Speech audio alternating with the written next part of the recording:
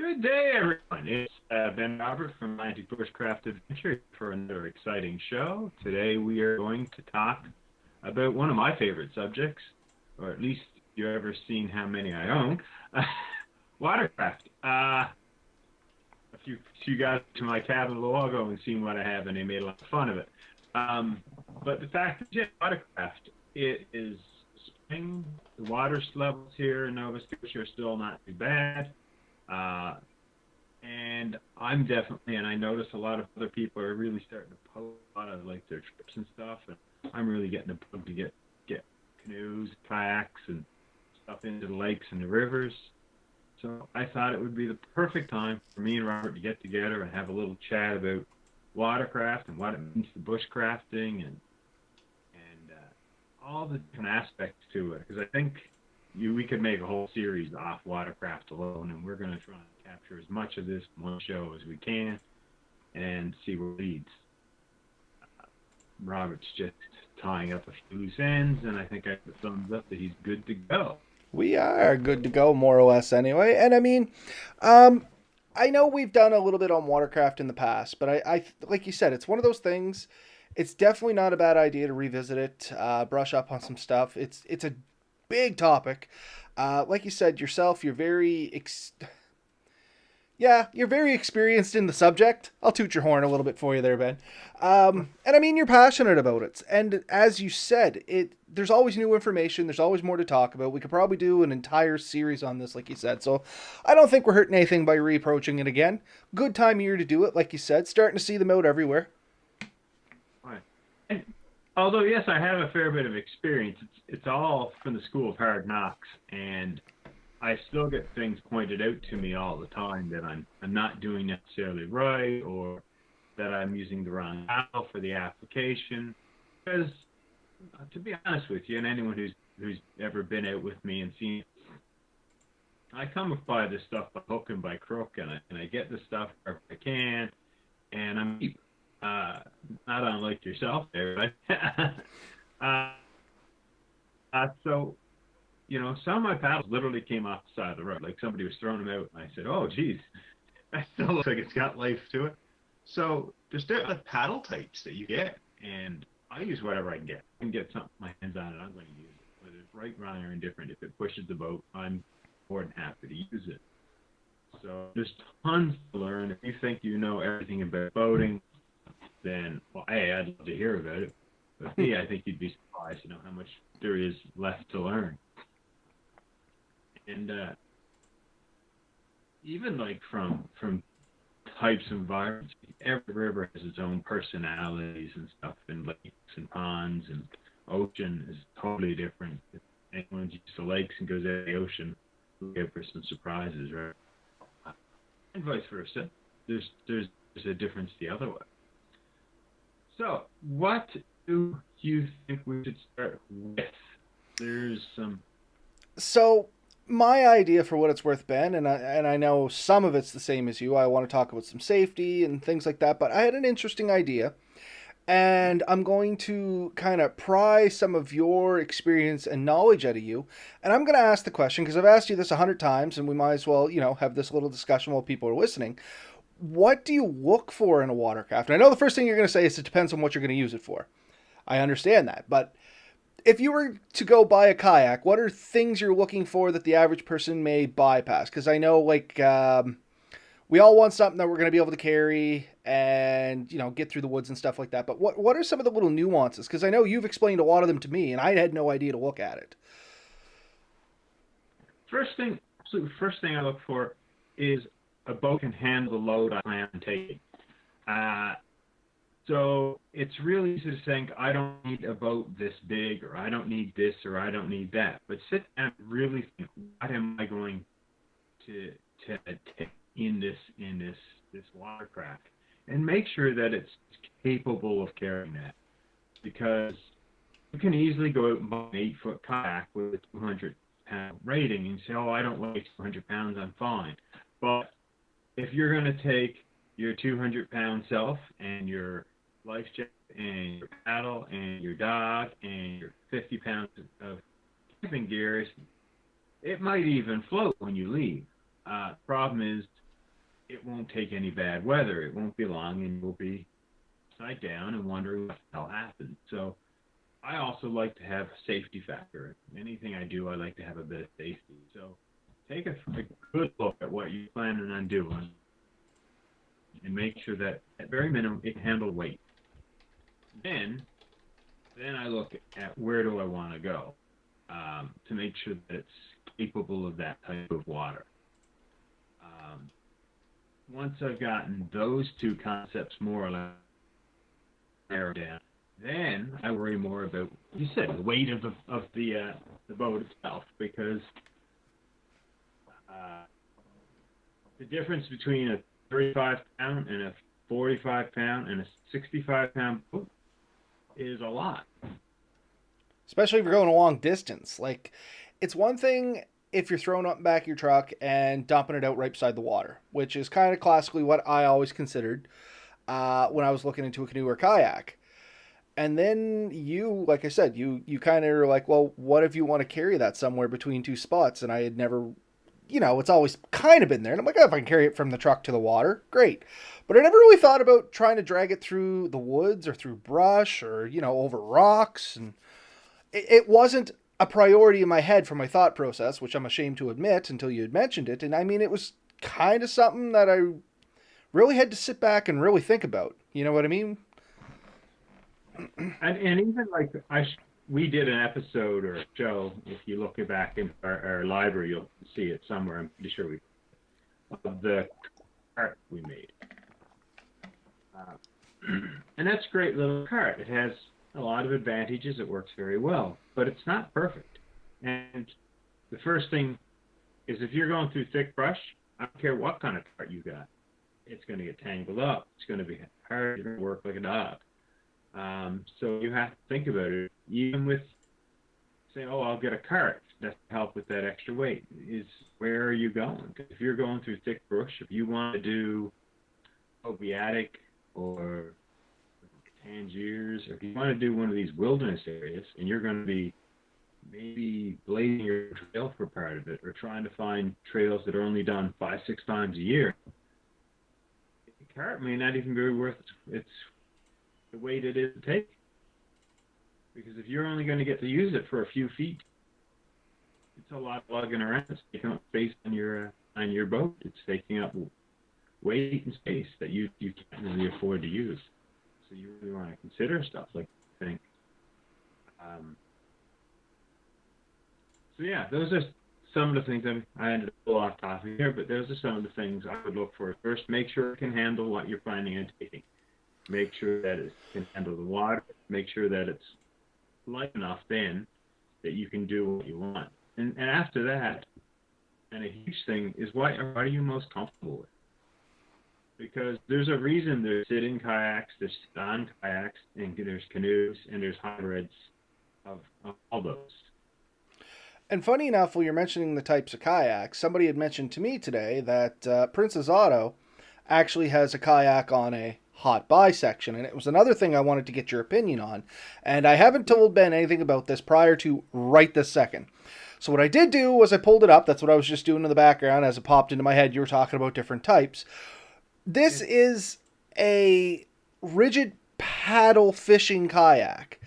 Now, I don't know what these paddle type kayaks are like. It's supposed to, let's see, it's 10 feet long, PVC with aluminum frame, rudder and swivel rod holder, weight's 102 pounds. Now, at 102 pounds, is that too heavy, Ben? Because I know some of the ones you have, they're nowhere near that kind of weight. No, so, is Gary on here? I don't see him there right now. So Gary Lynch, a buddy of mine, he has, I think it's Sidestream is his. It's a fairly expensive version of this type of thing, and it is awesome for what he uses it for. It isn't choice if he's going to be doing port hopping. Is he's going with a larger boat. I feel confident in saying that because I've chatted with him about this and we've discussed this. His weighs ballpark around the same with his paddle drive system and the kayak itself.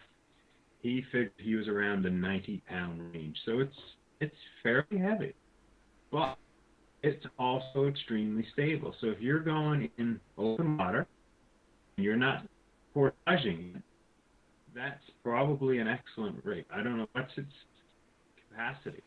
I You know didn't what I mean? really say on that too much. And welcome to the show there, Steve. Thanks for popping in. Um, I'm getting it too there, Ben. Your audio and video are really blocky, choppy. I was kind of going through the background to see if it was on my end, but I don't. I've tried eliminating some stuff, and I don't think it is. I don't know if you're maybe No, getting a little out of the range of your internet there, or what the deal is. I should be more or less directly there. So, But yeah. yeah, so for the rating on this thing, it didn't really offer a whole lot of information on it. Like, even there's no reviews. The questions and answers are not great at this point. Somebody has actually asked what the weight capacity is of this kayak with absolutely nothing there. Without literally downloading and reading the manual, which apparently doesn't work off the website. So what you see is what you get on that, Ben. Unfortunately, dude. That's That you is know what I know. that is very unfortunate, and I don't know what to say to that.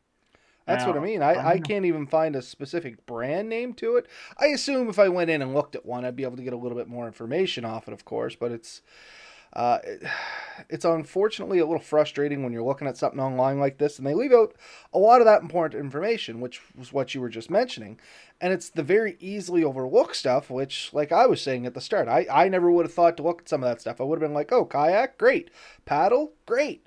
And off I would have went. You know what I mean? But yeah, there's quite a bit more to it than that, of course. And um, but yeah, anyway, I guess we can't get a real good answer on that because we don't have enough information to get a real good answer on. So there went my great idea. But well, but there are a lot of advantages to that, and I know I look a little like off center here. I'm just going to see if I can switch to a different camera. So just we'll continue on, and when I get all set up, hopefully this won't mess you up too bad. worst case, we won't stop streaming. It'll just take me a second to flip you over to the new camera. But, well, you know what? While you were doing this, prime time, Steve, Steve did send us over a couple of books, and I just showed Ben before we started. So thank you very much, Steve. He sent us Thank you. over copies of Bushcraft by, I cannot say that last name, man. Morris Kuhansky? Anyway, there it is for anybody that wants to see it if you're watching the videos with us. I do know the author, and I'm really looking forward to reading this book because, like, I mean, I've already been kind of flipping through it, and there's some really good stuff in there. And like I said, I know the author. I'm excited to read a little bit about it. It's oh, there we go. Hold on. Okay, I am going to mute you for a second there, Ben.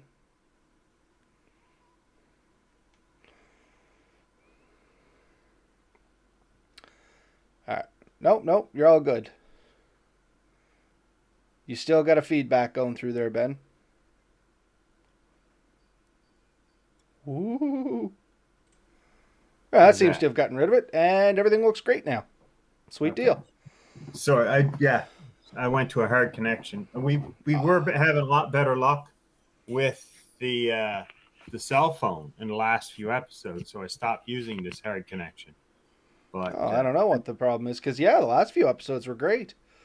Um, anyway, we digress. So, yeah, Steve sent us some books there. Really looking forward to it. Once again, thank you, Steve. I'm going to send Steve out some decals. Like a big idiot, I forgot them because I left directly from work to meet Steve. But we do have some stuff coming for you there, Steve, and 100% better. Perfect. So it all looks good. So yeah, we talked about some of those little nuances and kind of getting back to that. Some of the things that you were telling me about, and you said there's different types. There's the sit on, the sit in. There's those are just kayaks, and then there's kind of like the perch on, which you were talking about that Gary had, where you're kind of in a seat that's even up a little bit off the deck of it. What's some of the advantages to like these different types of kayaks, and why should you be considering one over the other? Because not none of them are better than the other. They all serve a purpose for what they do, and it's not really clear which one is meant for what. Because I mean, you and I have talked about this at fairly good length as well. Yeah. So a few generalities: the wider the boat and the lower you sit, the more stable you're going to be. That kind of straight up. So when you think about like a kayak, generally you're sitting almost on the floor in a kayak. But some of these sit on tops, especially, and even some of the sit in ones that have the nicer chairs, some of those sit you kind of high up. So all of a sudden, again, your center of gravity is a little bit higher. You'll well notice that it's potentially a bit tippier, but they can deal with that with slightly wider. So these sit on pedal drives like the one that Gary runs and the one you had just showed up there. A lot of these are actually fairly wide and very stable. In fact, they're stable enough you could stand in them and fish and do things. Uh, Now, I guess I had a question on the pedal drive. My suspicion on that is the pedals control the rear rudder. So basically, all you have to do is row forward and you can kind of control your direction with the pedals in the boat. Am I understanding that correctly, or is there actually some sort of pedaling system to these? there's a pedaling system. So, like a bicycle, you pedal, and it either there's two types that I've seen. There's one type, it's like a set of fins that move and push you through the water, and the other one is just like a little trolling motor, and that's the one Gary has on his, and I assume is probably on this style one. And then there's a little lever on your side. You can just turn it, and that turns the way that blade is pointed. And if you pedal backwards, you'll get like a reverse thrust. So is there an So, advantage to looking at these pedal ones versus like actually using a paddle in a kayak that you're aware of, or is it just another method and to each their own? well, there's a few huge advantages. If you're fishing, your hands are now free to do a lot more stuff. Fair point. So, See? so like if I go fishing with my kayak, because I have a paddle drive, not a pedal drive, then anytime I want to move from point A to point B, my hands are busy. If you watch Gary and he's out fishing, I mean that's his passion, that's his thing. Gary just floats along. He's still fishing away, and he's moving at a good pace. So yeah, there's an advantage there, and also like just consider like legs are generally stronger than arms. You can potentially put a bit more power to the water using the foot drive. Now you are limited to the final output and all that, but yeah, I mean, apples to apples, they, they have their place, their advantage. Are they say as maneuverable maybe as it might be with a paddle? I mean, you can really drive a paddle in and turn yourself on a dime. There's a lot of stuff you can do. I mean, there's and you can get in shallower water with a paddle than a pedal drive. Pedal drives hang out underneath the boat a ways. So if you're in shallow water, sometimes you have to disconnect that drive system and actually lift it up so it's out of the way and then go back to a paddle. So, but there's a time and place for it for sure. Uh, for what me and you are generally here to talk about, backwoods, deep, hitting a few lakes, trying to do like bushcrafting stuff, I think it's not the ideal choice. If you're going to stay on the same lake the whole time, so we have some big lakes here in Nova Scotia and a lot in Atlantic Canada in general. If you're going to be on one lake, I think a pedal drive might actually be a really good choice. They're generally slightly bigger. They're usually pretty stable. You can put a ton of gear on them, and you have those advantages. You have the two modes of drive, so you have your pedal and your paddle. So it definitely has an advantage there. Getting away from that drive, we talked a little bit like the sit in and sit on. Mm. The sit in, you can potentially get a skirt, keep yourself a lot drier in hard weather and stuff. But if you're not comfortable in a kayak, a sit on one kind of makes you feel like you can kind of escape it if it tipped easier. You're not going to get tangled up with it trying to get out. And I was gonna say, like, my experience on kayaks is solely to a sit in with no skirt when I was like 16 that I found down by the river and took for potentially an on ass tour. I didn't steal it. It was just there. I couldn't find anyone around. I'm like, screw it. I'm going to take this thing for a little ride. And I just went up and down and I put it back and things are good like that. But I mean, besides being a slightly mischievous 16-year-old, I used yours and it was a sit on. And I Yeah. honestly did not get that wet. Like a little bit, yes, as the paddle is kind of coming over you. But as I got more used to it, and they Yeah. had like those drip stops and stuff on it, and you explained to me how those worked, and I got into the groove of stuff. I really didn't get that wet on those. I mean, if it was raining, yes, I'm gonna get wet, but if it was raining even in a sit in, you're Yeah. still gonna get a little wet. You know what I mean? Yeah.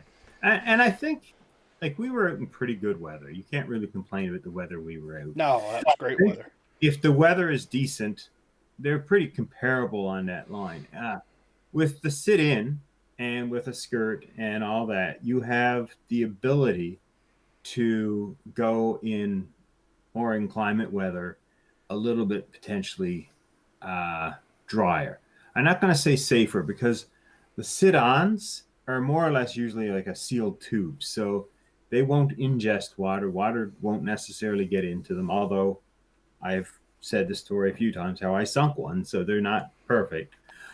But Um, water actually got inside that one was the problem. yes, and I fixed that. But with a sit-in one, uh, you really should have some kind of pump or dumping system. And even if you do, like you see the guys doing the Eskimo roll, where you go under and you just take your hands and you can flip it back upright. And I can't do that. I've never successfully done that. I don't have a kayak set up right for it, and I just haven't really practiced. But it's a skill in itself, and it's a skill worth learning. But if you didn't have a skirt and there was nothing preventing the water to go in, I can only assume that you might get away with one or two flips, but as you do, you're going to take more and more Mm. water in each side, and if you don't let it out, that water just adds to the weight in your kayak. And what will happen is eventually you'll overweight it with the gear in yourself and now the water you have in, and it becomes less and less stable. Or at least that's my experience with these things. As they get closer and closer to sinking, they become less and less stable, harder to keep upright, and that therein lies your eventual ruin in the trip. So I don't you want to have say to, demise, but that's almost kind of what it sounds like. And therein lies your ultimate demise if you're no no. good with one of these things, which is kind of the Well, true point. you can separate yourself from it because we mentioned this from the beginning. We were going to talk about safety. In all cases, I am highly going to recommend you wear your life jacket, your PFD, some kind of flotation device. So if worse comes to worse, you should be able to separate yourself from your boat and float and hopefully get yourself to shore, Hmm. uh, with or without your boat. Preferably with your boat, but life first, boats down the list. It's not even second, in my opinion. But it's there. It's something. Uh, so I wouldn't say demise, but it can ruin a trip. Like if you're Yeah, that's going why I out. said I didn't want to say demise. It sounded too harsh, but kind of like you said, your ultimate ruin. But while we are talking on safety, you have mentioned, personal flotation devices, bailing devices. Um, oh, what was I going to say on that? Gone. Completely Throw rope, gone. whistle. Yeah, I guess we'll circle around back to safety here in a second. Because it's not really specific to any one type. I guess each variety might have some unique stuff. Like you said, on a sit on, you may not need a bailer. Sit in, you want a bailer. Canoe, you want a bailer. But let's back up just a tiny bit, staying on kind of this little road here. So we've talked about the different types of kayaks generally. So what's the advantage between a canoe versus kayak? I mean, obviously a canoe is a little bigger.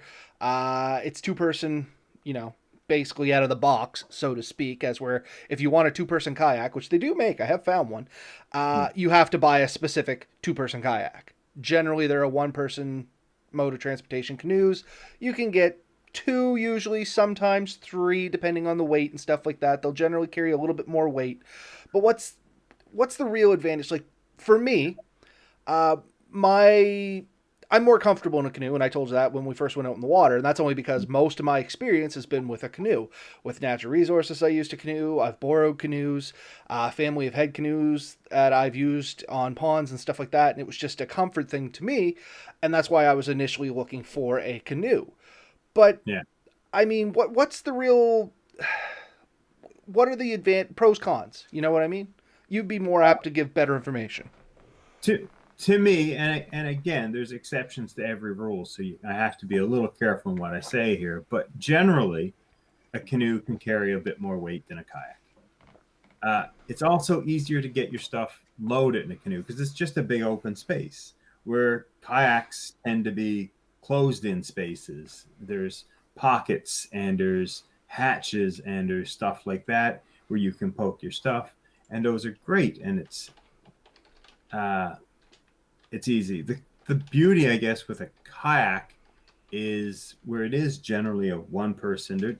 They feel more stable to a lot of people. My wife prefers kayaks. I prefer canoes. I have both. I enjoy both. I really do. Um, I've said it before. If somebody offered me anything, I would take a lightweight 12 to 14-foot canoe over anything else. If someone said you can only have one boat after I finish crying, that's what I would ask for. I would say, okay, you need to find me a 13-foot Kevlar or carbon fiber style canoe with Yeah. the following parameters, If right? money was no option. Actually, Steve asked a great question there, and I think I know the answer to this, but I'm going to leave it to you, Ben. Yeah. Question: At what point is some sort of license or certification required for watercraft? I think after you add power. That's pretty much what I thought too, and as you didn't really buy me a lot of time there, but I kind of had in the search engine to come up. And from the Nova Scotia Boat Education website, do you need a pleasure? Actually, I can probably pull this up here and people can read this, so I'm not so. Yeah, there. Do you need the Pleasure Craft Operator card? And you need education if you will be operating a pleasure craft that has a motor and is used for recreational purposes in Canada. Proof of certification for many of the approved boating courses is applicable. Um, so there's no age requirement on that to take the course, and you can take that course online if that's something you're looking for. Get your Nova Scotia boating license.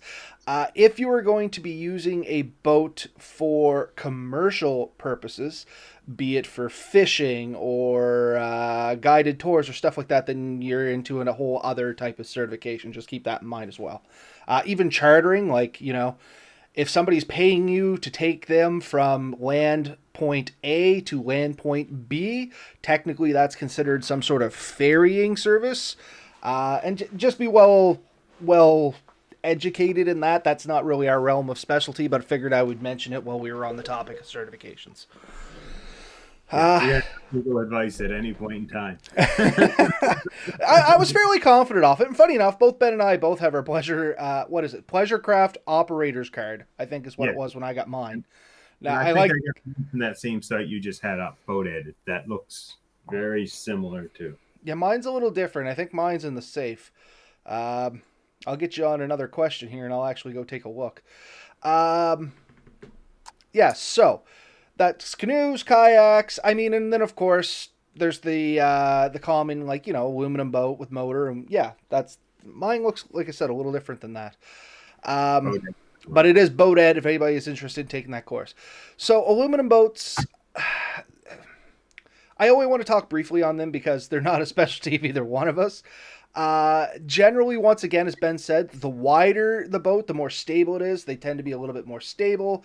They tend to sit a little lower in the water unless you get a flat bottom one, which can be a little finicky in the wind. And they require either you're going to be oar rowing, which is different from a canoe oar or a kayak oar, which is actually not that bad to row all day, versus you're into heavy oars in a rowboat, which will tire you up pretty quick. So you're probably going to be looking at some sort of power for this device, power for this vehicle. Or you can get into kind of like what I do with the family here, which is an inflatable. I got a Seahawk 6, put a flat hard bottom in it, which was just some plywood, and I hooked up a trolling motor to it. And there is where the question becomes, do I need a pleasure operator's card to run that boat? I have it with me in case, but I have heard the argument where it's electric only, I do not. And if anybody out there is more educated than I am, I would love to hear some insight on this. But for, like I said, where I already have the card, I carry it with me when I go, and that solves the problem. You know what I mean? I think the problem is, like, when we read that online there, it said motor, and a motor it's an electric motor. And I think that line used to get drawn because, say, like a 50 amp motor is still less than a horsepower. I think it doesn't work out to being all that much power. A lot of people probably didn't consider it, but that's where it gets finicky, because I mean, we can get nowadays some pretty powerful electric motors, and we know this because there's electric cars, there's electric bikes, there's all kinds of things. You can hit some high speeds with electric power. So I think I wouldn't just go with it because it's electric, but there may be a horsepower kind of rating. And maybe. Yeah. Like I said, for me, I'm going to carry the card. I got it. And I think it's not that expensive either. It's like, what, $40, $50? And once upon a time, they offered it for free. But anyway, I digressed a little bit. So, let's talk safety. We've talked about we've loosely talked about the different types of boats because it is coming up at 9 o'clock. We don't want to eat up all our time there. Let's talk about safety. What's some of the good safety items that everybody should consider when going into any kind of watercraft? And I'm going to be right back, Ben. I think the first thing you want to do is definitely go on Transport Canada. I think they have it. And they're going to list out what you legally need to have on your boat.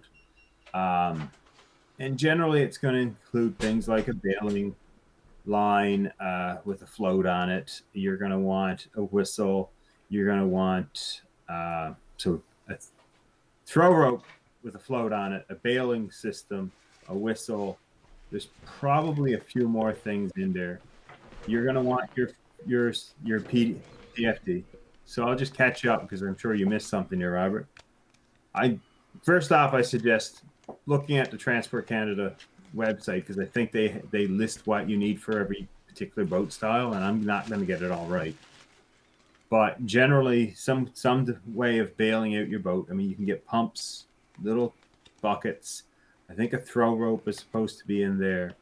You can buy these kits at Canadian Tire, usually pretty set up. Whistle. You should also, like I said, have your PDF or PFD. I make that same mistake all the time. Or some kind of flotation device that meets the requirements. Over and above that, do take into consideration, like if you're at night, you should have some kind of light. If you're going to be out in the dark, have some kind of light, especially on any water that has a motorized vehicle on it. I was going to say, when you're getting into motorized vehicles as well, there are stipulations on how your lighting is supposed to be once they get over a certain size. I think after a certain foot length, you need red and green lights. They have to be on a specific size. You have to have a light up high so you can be seen. Once again, read the regulations. But like, if I'm in Keji, and most of those lakes, they're not allowed to have motorized boats on them anyways. And, I don't know if I'd rather be outside on here. He might back me up on this. In the middle of the night, I might very well decide to paddle out and look at the stars or something. And if I don't think there's any motorized vehicles on the lake, then I'm not too concerned with it. But if there is, you definitely want to have a few bright lights or even some glow sticks and just stick on the front and back of your boat. Just something that's going to let people know where you're to. The other thing, I did a trip last fall, and it was calling for some pretty shady weather, and we were hoping to do 5 or 6 kilometers to a campsite. In the evening, we were only going to have a few minutes light before it was dark. And so one of the guys that was coming with me insisted that everyone have glow sticks and have them like physically with you, because they said if anything happened and someone flipped over and we needed to help find them, we could crack those glow sticks open and have them like attached, ready to activate, or even activate it before we left on your life jacket, on your vest, make it easier to find you in the dark. So little things like that, good advice. We definitely had them with us, and fortunately never needed them. Uh, but I think having the tools kind of helps eliminate the need, the the likelihood you'll need it. Does that make sense to you? No, makes perfect sense in all honesty. Um, I just found something very interesting here, Ben. Hmm. Backing up to the licenses thing, I'm going to pull it up on the website here. Yeah. So you can go to freecourse.ca and you can get a Bushcraft operator's card for what looks to be, what's that, 19 and 9, so $28. What's the difference between a Bushcraft operator's card, which is what I think I have, Yeah. versus the pleasure? I think it's the same thing from different companies. Yep.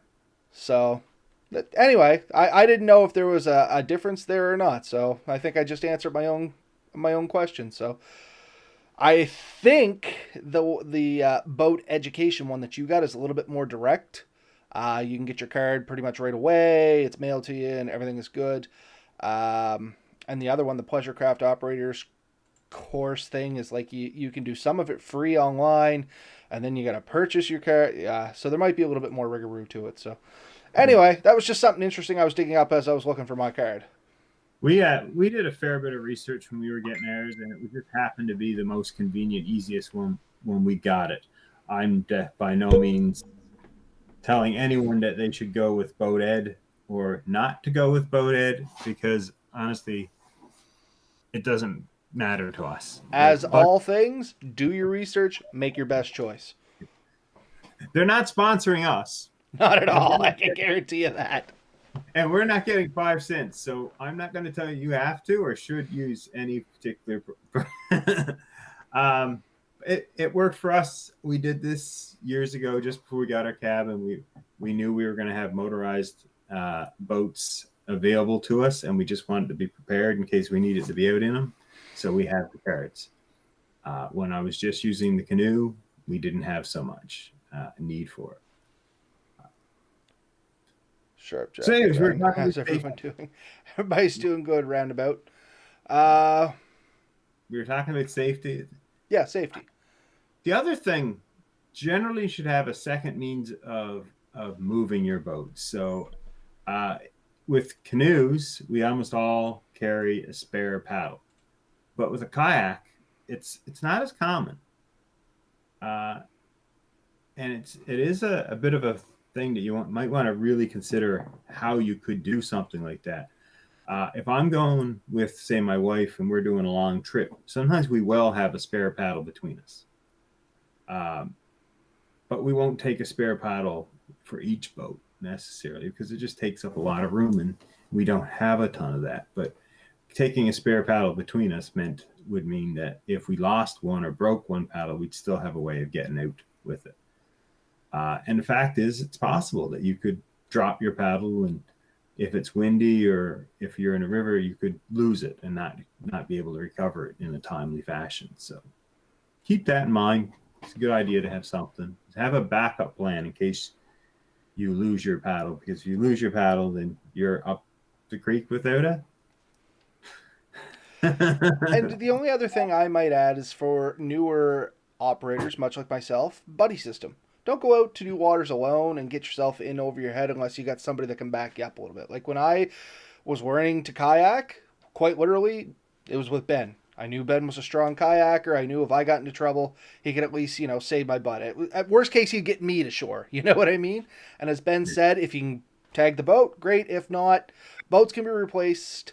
Human lives, generally, not so easy.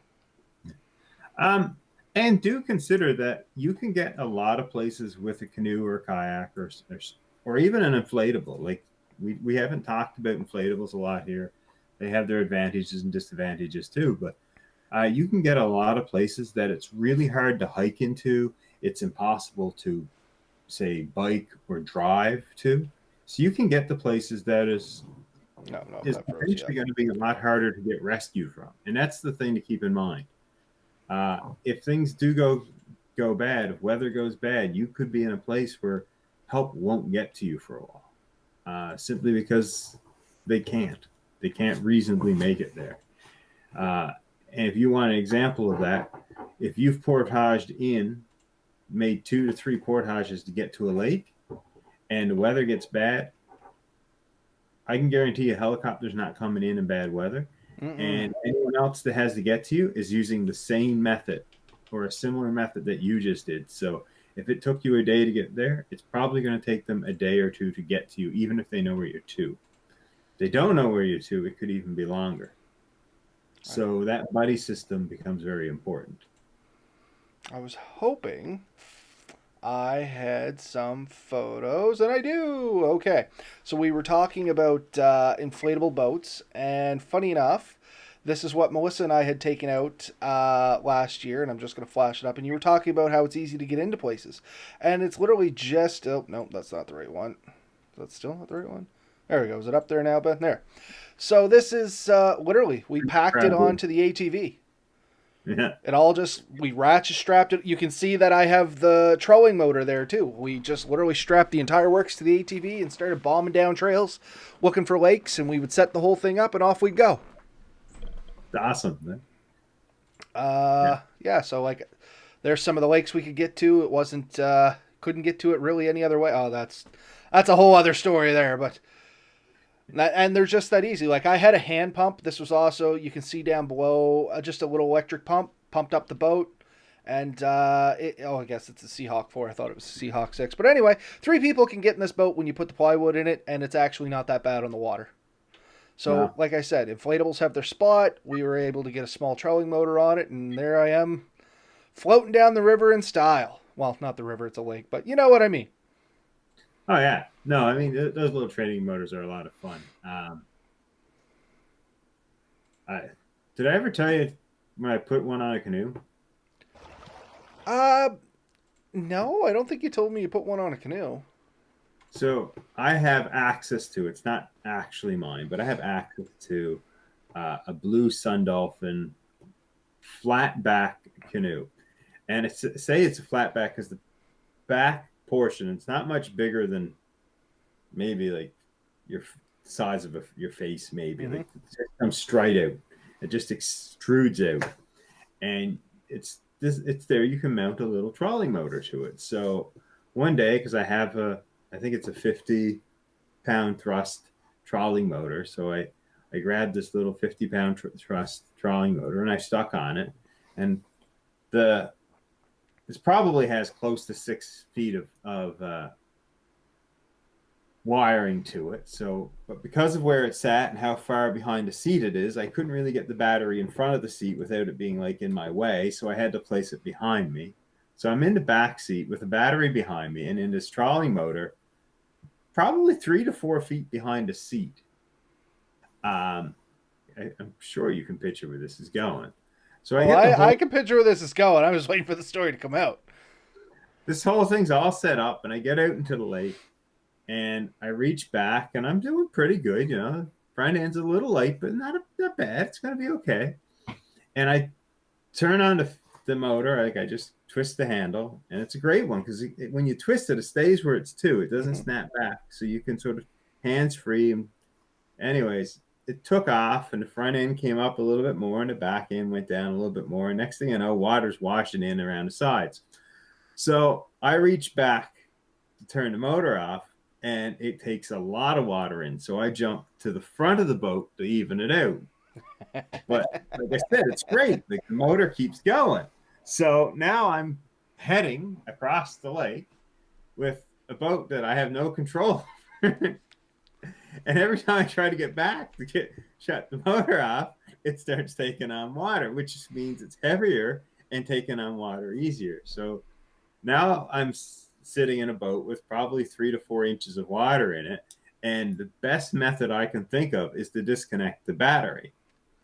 But it's on full power, and those wires are barely able to handle that. So when I reach down to grab the battery, the terminal lugs are literally red hot. Like Yep. They I kind of pictured how this entire story was going to roll out, and it did, just on cue. That was great. So, so uh, I did get the battery disconnected and shut it down, and I did end up paddling it back, and I took the trolling motor off, and I've never tried to put a trolling motor on it again since. well, you need a Uh, little weight in the front, and the benefit to the canoe. but you weren't around, Robert. I know, and that would be too much weight in the front. Let's not get ourselves here. But the advantage to the canoe with those flatbacks and what we used to kind of do at Natural Resources would we get the little 1 horsepower gas motors, tanks, Yeah. little setup and stuff on them. You could start them once again. You kind of put them on midway, and they walk to spot much the same. Then you can just take your paddle and you can just steer like you normally would as if you were canoeing down the road or down the Yeah. road, down the lake, and it's actually pretty great. Oh yeah, yeah. No, they're great, quite a bit of fun. And honestly, I knew a guy.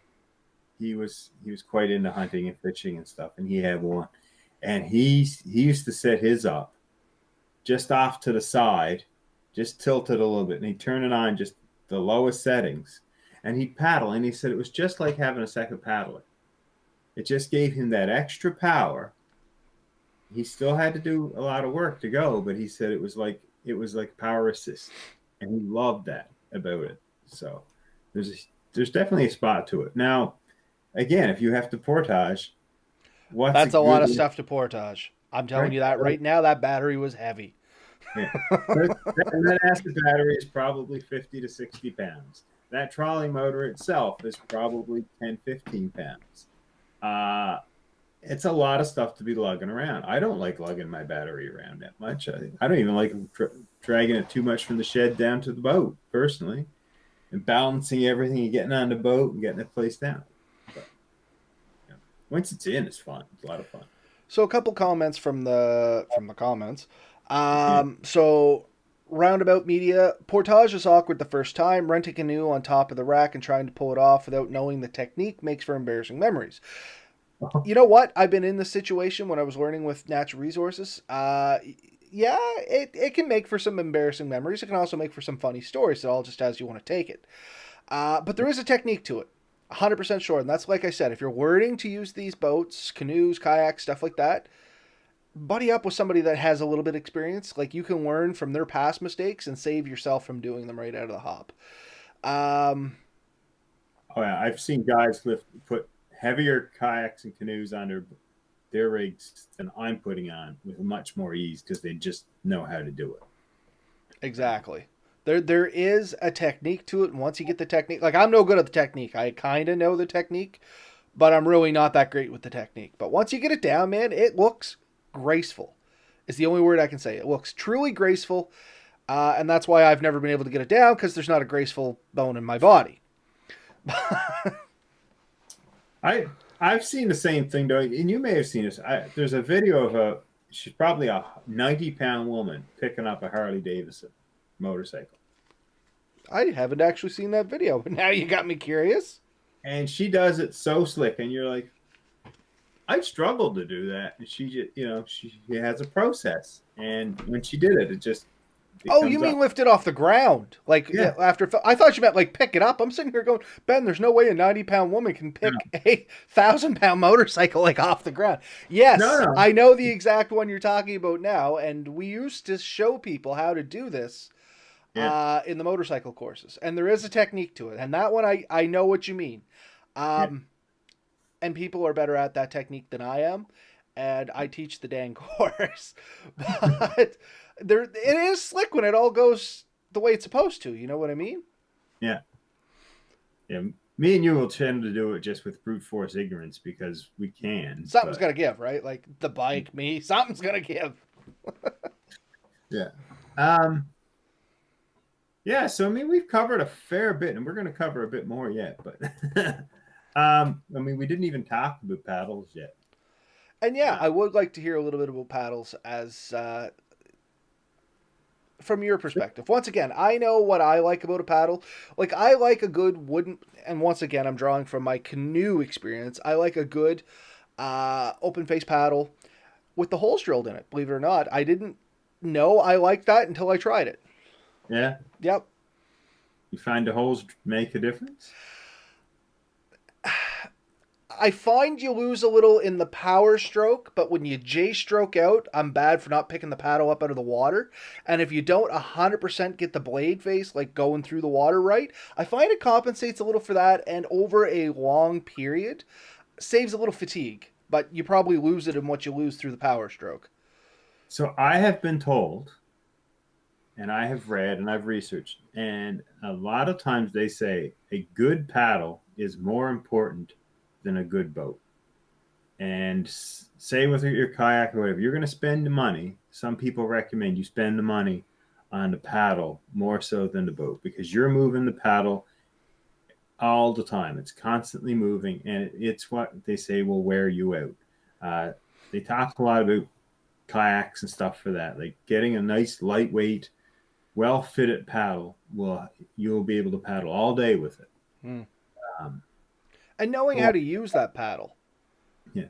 And I'm guilty of this. I have oftentimes with the cheaper paddles available because it's what I could afford at the time. The one I have for my kayak is a Pelican Angler, I think it's called, and it's actually a decent one. I have the one with the metal shaft. There's one with a carbon fiber shaft that's even lighter. Um, but yeah, they say when you drop those few ounces, that makes a big difference. And I can see that, especially if you are worried about being tired. So far, knock on wood, uh, it hasn't been a huge concern for me. But as I'm sure as I age, as things become potentially more difficult, if I don't keep up, that these are things that I may really want to take into consideration. I still do use the brute force and ignorance method for way more than I probably should. Um, and there are paddles designed for the water types. I often use the square end Hmm. style paddle, and it's not necessarily the most efficient. And I have researched them. I want to try. Have you seen the Greenland paddle for No. kayaking?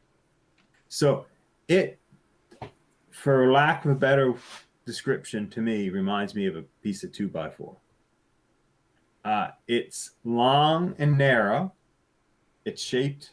It flattens out at the ends, and they sort of like gracefully come into about the center to where your hands are, where it's thinner. And as you paddle, you can paddle like you would a regular kayak paddle, or in certain instances, you just slide your hands to one side or the other. So if you want more power on one side, you can actually use it like a paddle because it's not all that wide. You put your hand on the end. But they say that they're very efficient and very useful, and they were used in Greenland by the people from Greenland, whatever. I'm not naming, but that's where it was developed. See, shaking your head. Don't even I'm try not. I'm with not taking a chance. You shouldn't either. Just leave it at that. But that's, I believe, where it was developed. But I mean, the kayak, I believe, originally was more of like an Inuit design. Like they used a kayak-like design. So that was, it's more. I believe it came from North America, and before like, other places developed like a canoe, and then when the pioneers came here, they used canoes, but the advantage of one or the other. But the nice thing with the kayak is you do have those two blades, so you're constantly moving. You can do an even thing. Like with the canoe, you mentioned the J stroke, and there's a lot of other strokes that you can learn. And so you're if you're not good with a canoe, you're always constantly switching one side or the other. Otherwise, you're just going to go in a circle, Yeah. right? And what the J's? Oh, sorry. Go ahead. I say kayak is actually easier to learn. Yeah, it took me a minute to get onto it because I was trying to take my canoe experience and translate it to a kayak. And the first thing I had to do was be like, all right, I'm going to compartmentalize that, set it to the side, relearn how to paddle on a kayak, and then it was great. But you've So seen yourself, like the first couple 100 feet was a struggle for me. yeah, but it is fairly intuitive. Like to pick up straight and learn, I think the kayak is actually the easier one to learn. It's harder to get into a kayak, especially a sit-in one to begin with, but it is easier, I think, to learn to paddle. Like it's the learning curve for that is a little quicker, and I mean, there's a lot you can learn to still, but canoe, the learning curve for that's pretty steep and goes for a long while. And I mean, I'm still learning, and I've owned canoes for years and years. I've never really taken a professional course or anything, so I, I got I one up on you on a canoe, do I? I've taken 2 professional canoe courses. that doesn't mean you can out paddle me. Oh, I know I can't. That's for sure. But So no, a but question from the comments, just while we're on it here, is Scott was asking, do you guys use a kayak paddle and a solo canoe? Um, yes. I was gonna say, I think Ben does. I tend to just use a canoe paddle, honestly, and I use a J stroke.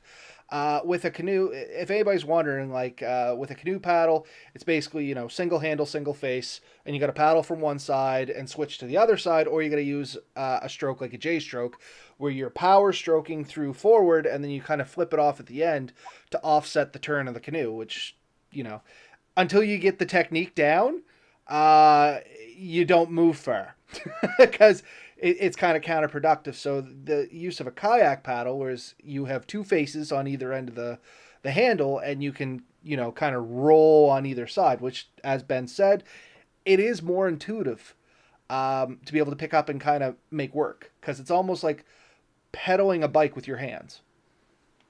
So it's fairly common. So I have a few canoes, and I want more. And if anyone's giving away canoes, just throwing that out there. Anyways, I have a few canoes, and oftentimes if I take them for a trip, my favorite thing to do is take both a paddle and a kayak paddle. And for long straight runs and stuff, I prefer to use the kayak paddle. And I generally sit in my canoe backwards on the front seat, so I'm more centered, and I use my kayak paddle, and I just go that way.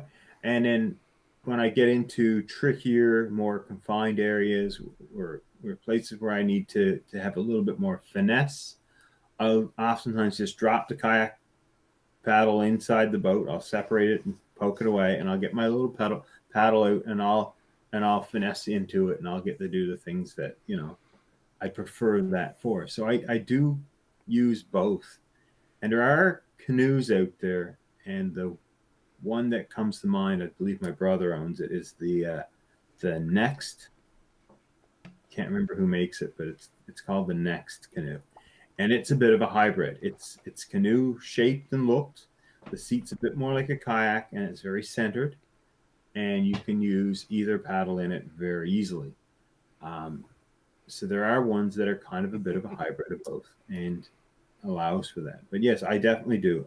There's a lot of advantages to taking the kayak paddle in a canoe, and I find with the kayak paddle, I can easily keep up with kayakers in my canoe.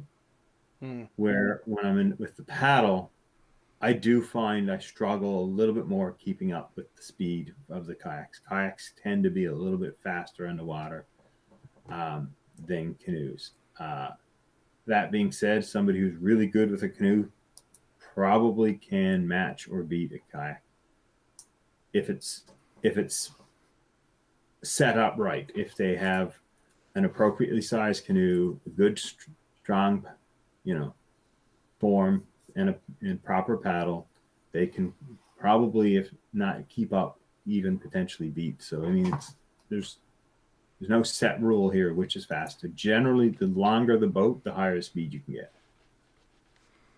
Is that true now? I suppose Yeah. because it'd be more stable. It would hold straighter and you'd get less side to side flip.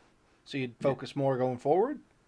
There, there's there's a whole math to it, but there is like uh, a max haul speed for almost every boat, and it is based off the length of the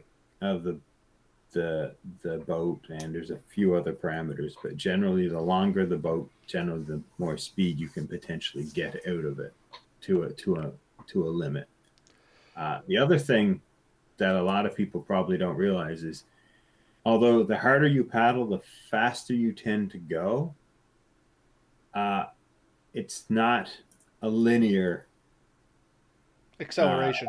There is a point of diminishing returns. oh, it's a very, and it becomes very apparent. And I've really discovered it with using the GPS. Me and a buddy of mine, Martin, we were out. I think we were doing Lake Panook, down by Windsor. A very long, thin lake. No, it wasn't that. That wasn't the name of the lake. It was a different lake, but it's the same idea. It's down there between Chester and Windsor, Sackville area. That little corner of the province. There's a bunch of lakes in there. We were back there canoeing one time, and we were trying to make some distance. So I had the GPS set up in front, and I think I clocked us, and we were doing about 6 kilometers an hour, and we weren't paddling very hard. And then we said, well, let's just push it and see what we can get. And we broke a little over 7 or 8 kilometers an hour, like by full push. And I mean, like, to me, it felt like we were putting in 3 and 4 times the energy, and we were only getting like a kilometer more over what we were getting. Like, by putting in 3 times the energy, I wasn't getting 3 times the speed. I wasn't even getting 30% more speed. You know what I mean? Like, No, I know exactly what you mean because a fella I used to work with at Natural Resources, Rockwood, him and I, when we were taking these courses, had a very similar experience. He was pretty good with a canoe. He had been boats all his life. I was learning at that point, but we're like, you know what? We're coming back. There's a group of like 8 of us. We're like, let's drive it and see let's really get back because we were young, dumb, and full of a lot of energy that we probably could have used elsewhere better. But anyway, we drove it hard for like 30 solid minutes. We landed back and we were just dead. Like completely exhausted. And we might have got back 5 minutes sooner. yeah, Maybe less. Over a 30-minute period. You know what I mean? Like, so there was one more question. Has anyone any experience with dugout canoes? I've always wanted to make one. So I've never been in one. My physique might be a little tricky to get in a dugout canoe from Nova Scotia because we don't have trees that are that big. However, I have watched one being made for a smaller individual, and it's actually kind of a really neat process. I haven't been in one. I've seen the birch bark ones being made, and I haven't gotten in one of those either, although I would gladly do it. No, I haven't tried. And I have seen ones, trees around here, Robert, that could easily take you in a Oh yeah, they're dugout. here. They're just few and far between. Like around here, you're getting into like a good hardwood tree. Um, I mean, you hear about the birch bark canoes and stuff like that, but you have to have a decent tree that's not going to split. So it has to be fairly dense, but it can't be too dense or it'll sink. Like there's a little bit of science that goes into it as well. So, but I mean, generally as you hollow it out, it tends to float better. So keep that in mind. But no, I've seen them made, and it's literally you just cut a nice, good sized log down. They flatten one side. They basically, chisel the two ends in. They hollow some of the middle out, and then they throw some coals in it and burn it down to a reasonable depth, and then use whatever to kind of finish it off. And I've also seen a lot of them ruined as well, where they've gone too deep in spots. But it's it doesn't sound like a hard process, but it is a significant amount of work. If anybody wanted to undertake this, it's very doable, but don't expect to hammer one out in like a few hours in the evening or something. No, no. Probably start with something a bit simpler. Maybe try to learn how to carve your own yoke or a Yeah. paddle. But no, I mean the concept is great, and if you have the time and space and resources to do it, I would highly recommend you try it because I think it would be an awesome experience. But I want to try it someday, but I need to have the right setup. And by right setup, I mean I have to have a place where I can put this thing and work on it reliably without it getting pushed aside and stuff like that. You know what I mean? Have a good night, Scott, if you're heading out there, buddy.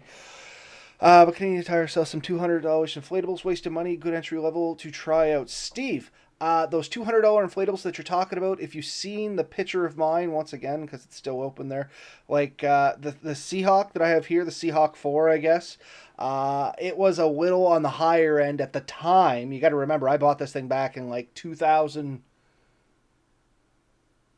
I'm going to say like Yeah. 2006. I think there was one out for 150 in Canadian Tire when I was in there today. I was going to say they have dropped in price. The only thing I would suggest is just make sure the material's decent quality. The one I got was a gem, like it's nice, thick, hard PVC rubber. So like it's pretty durable. But I know some of the real cheap ones, like you can get like the Seahawk one or something like that.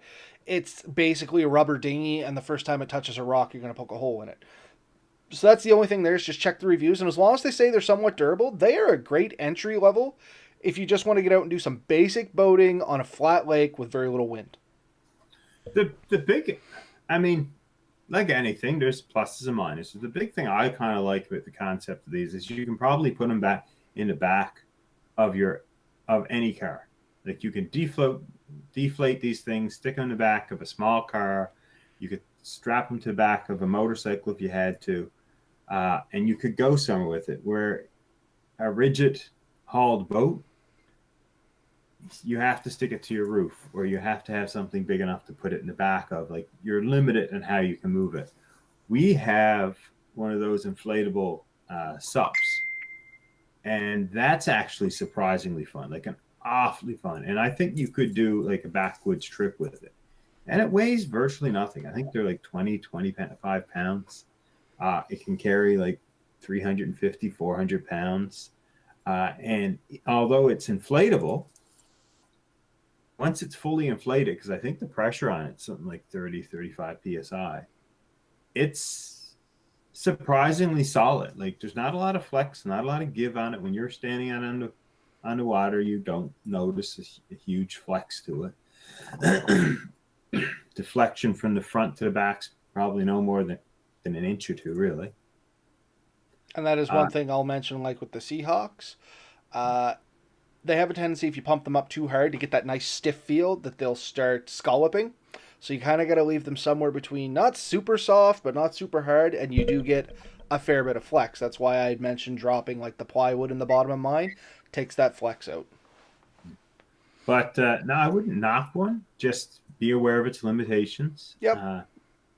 You know, if you, it'll take a harder impact, but it's more likely to rip. And once it rips, it's going to lose air.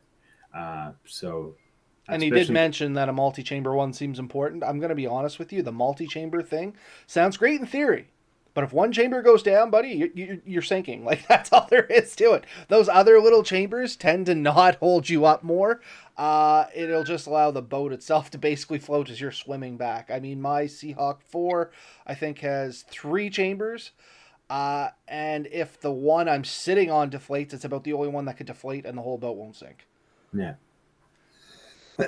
Yeah, no, true. But no, I think they're great for their purpose. Yeah. I also know some guys have the ones that you wade in, so Yep.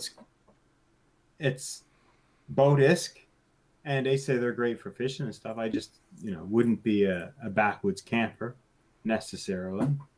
Now you say that, and someone would come right and prove me wrong and say I do it all the time. And, well, that's great. I was about to say, imagination's your only limitation. Yeah, I mean, but I would even consider doing a camping trip on a SUP. I would consider doing it in an inflatable kayak.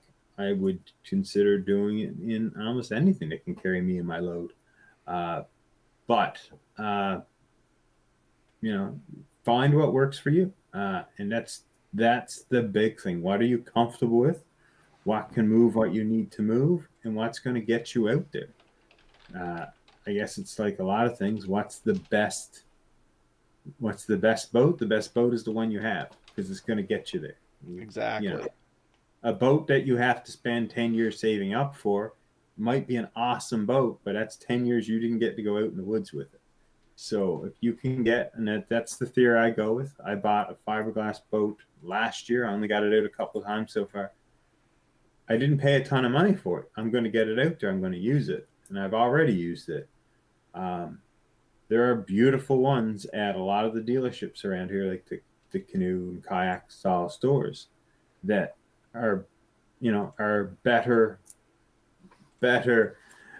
canoes and kayaks, but I don't own it, and I'm not going to own it anytime soon. So it won't get me out there simply because I won't get in one because I can't afford it.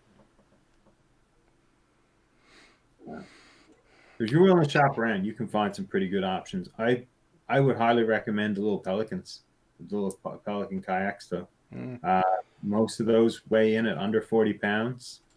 Are And fairly decent priced if you keep and, an eye on places like Crappy Tire. yeah.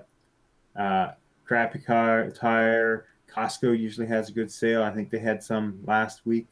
I didn't see it, but because of COVID, but it did come on a site my wife follows that they had a few. But yeah, there's usually some pretty good sales on those. And I have one. I have a couple actually. I have a 10 foot and an 8 foot. The 8 foot's for the children, and the 10 foot's for me. And honestly, it's more than adequate to get me out for trips and stuff. And I can pick it up, hook it over a shoulder, and walk. I don't need to worry about carts or anything, and I can carry that. I just said 37 pounds. I think mine weighs in, and it's durable. Like I'm not saying you could go down and bash it down a whitewater river, but if you're going to be somewhat reasonable with it, it's going to take a pretty good pounding, and you'll be coming out of it with it all smiles and happiness, right? But in any case, we are coming up fairly late. It's actually almost 10:45. We're Yeah, at an hour and 10 minutes like we normally are, so I guess we should be trying to wind yeah. this down a tiny bit. I'm looking at boats now. While you were talking, I was looking at Canadian Tire going, oh, there are some good sales on boats. Well, I mean, this is almost 2 years you've been hinting that you'd like to get one. So Yeah, and I'm openly admit that I'm full of excuses for it. It seems like every time I get it's within sight, something comes and takes that financial burden off my shoulders for me. I said, if you want to get out, you can always call me up. I'm sure I can loan you something. And I think that's exactly what I'm going to do is I'm going to just borrow a kayak for this year. And ultimately, I think my plan is, and I hate doing it, start of the next year or maybe the end of this year, I'm just putting it on a credit card and I'll make payments. That's the only way I'm going to do it. But well, I still got one I'm willing to sell you. Do you accept credit card? Don't answer that online.